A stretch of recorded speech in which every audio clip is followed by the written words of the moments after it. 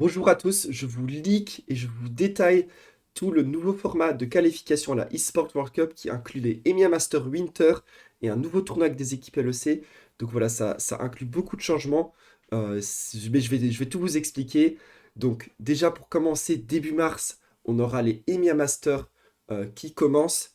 Et rappelez-vous, l'année passée, l'édition Winter, l'édition d'hiver, ça durait qu'une semaine, il n'y avait que quelques équipes, c'était deux de LFL, une pour les autres régions et ça s'est joué sur une semaine. Cette année, le tournoi va être largement étendu avec 36 équipes, ça va se jouer en 3 étapes différentes, et surtout, ça va permettre de se qualifier au Main Qualifier qui va commencer fin avril, qui est un tournoi avec les 10 équipes LEC et les deux meilleures équipes du coup du EMEA Master Winter, et ces 12 équipes-là vont s'affronter pour se qualifier à la eSports World Cup, à savoir que c'est un format très distinct de la LEC Spring Split qui va se jouer en même temps. Donc, c'est pas des équipes qui vont à l'EC, c'est juste un nouveau tournoi avec des équipes LEC qui participent. Mais pour tout vous expliquer plus en détail, d'abord, le EMEA Master Winter va se jouer en 3 étapes différentes. Donc, je vous ai fait des visuels pour chaque étape. La première étape, c'est le Champions Round. On aura le champion des 4 meilleurs ERL qui vont chacun jouer un BO3 contre des champions de d'autres ERL.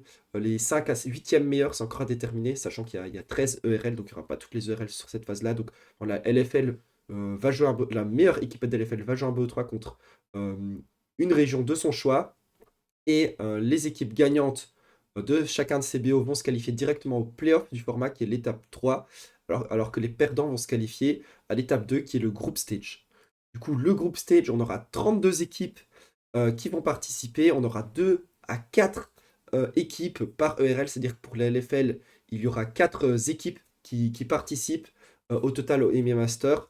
3 ou 4 dans ce format en fonction du résultat de la première game, mais surtout une des 4 équipes, le seed 4, ce sera les invités du LEC versus qui viennent de LFL, Carmine Corp Blue, qui vont participer également, qui reviennent dans ce tournoi Winter.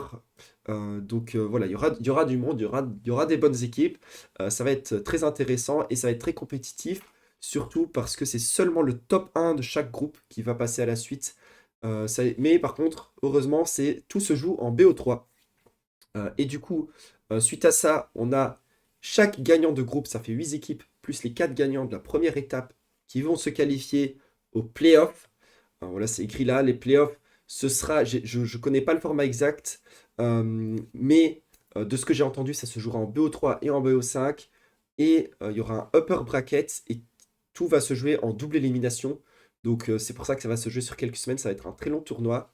Et voilà, pour rappel, les deux meilleures équipes de ce tournoi vont se qualifier à un main qualifier où ils affronteront les équipes LEC. Mais attention, tout ça permet de se qualifier à la fin à la eSports World Cup. La eSports World Cup qui est un tournoi qui va affronter des organisations différentes. Donc, suite à ces EMEA Masters, les équipes académiques ne peuvent pas se qualifier à la suite.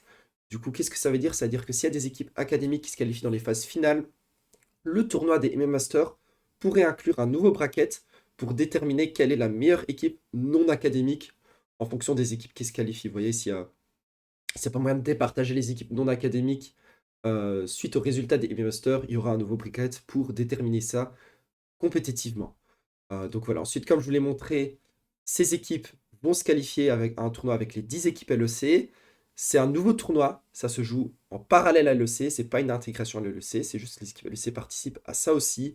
Et de ce tournoi, les deux meilleures équipes se qualifieront à la eSports World Cup, ainsi que le champion du LEC Spring Split. Donc ça fait 3 équipes des EMEA au total qui se qualifient à l'eSports World Cup, qui vont affronter des équipes LCK, LPL. Voilà, il y aura toutes les régions qui se qualifient là-bas pour un cash prize de 2 millions de dollars. Donc voilà, c'est assez intéressant pour les structures. C'est un tournoi que les structures valorisent pas mal parce qu'il y a beaucoup de cash prize, en plus aussi de l'argent qui est donné aux équipes partenaires et tout. Donc c'est très intéressant financièrement pour les structures. Je crois que je vous ai donné tous les détails pour le format. Donc là, je vous fais mon avis.